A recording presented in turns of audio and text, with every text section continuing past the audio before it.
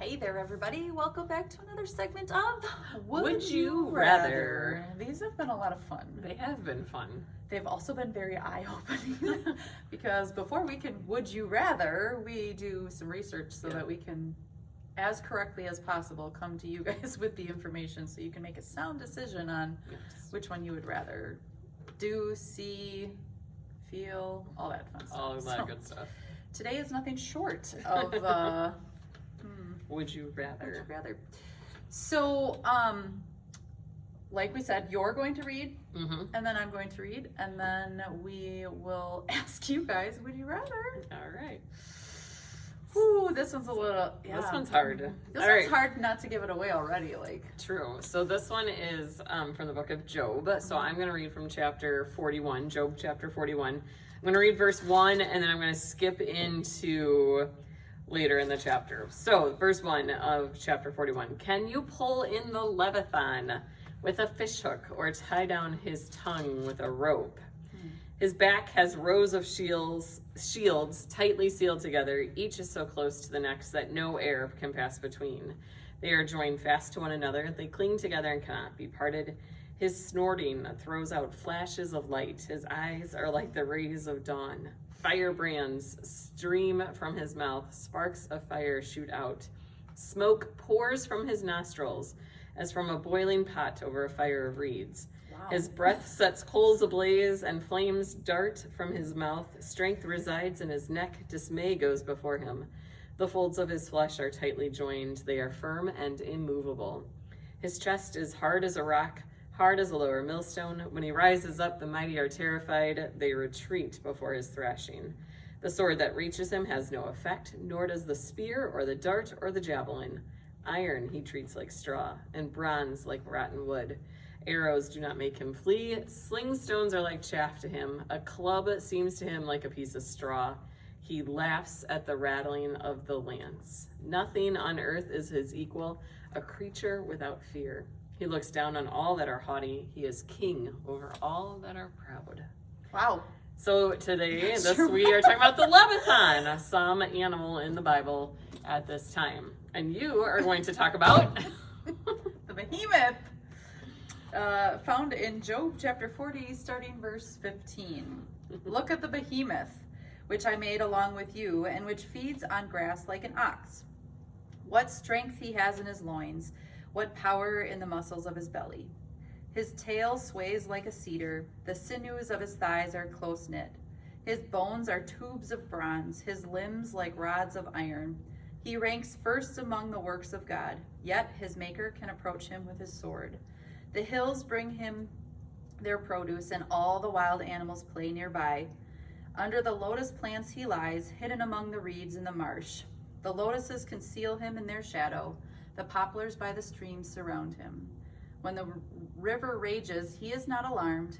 He is secure, though the Jordan should surge against his mouth. Can anyone capture him by the eyes or trap him and pierce his nose? Wow. So it is time for Would You Rather? Okay, so if you haven't figured it out by now, we are talking about two very powerful creatures, living creatures that God created that are not mythical, they're not made up. These are for real animals. So it was very interesting for us to actually take these two names, which sound like massive, mighty animals, and do a little bit of research on them, because it's a lot of imagery, a lot of very poetic descriptions of these two animals that probably are the crocodile and the hippo or the elephant.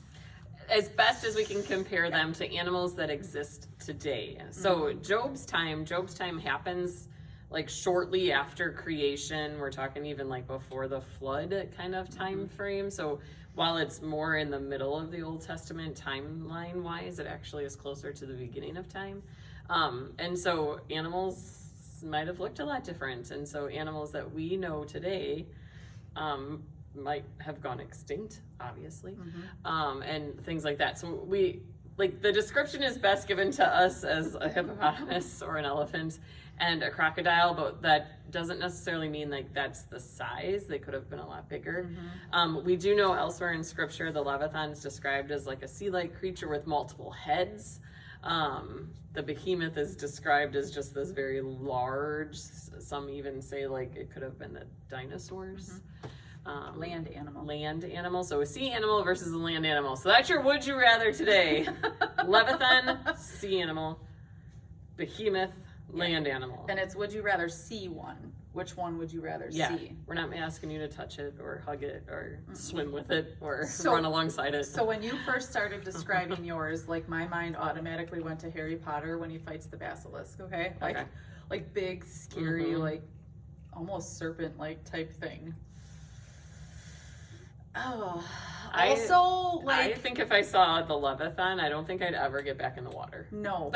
Well, because especially, did you see those crocodile hunters that just hunted that really massive crocodile in Florida? Like, no. I don't even want to be standing by that dead. Like, I much less find it in the wild in water. So I think on this one, I'm going to have to go with the behemoth only because it says it eats on grass. So it possibly can't harm me, right?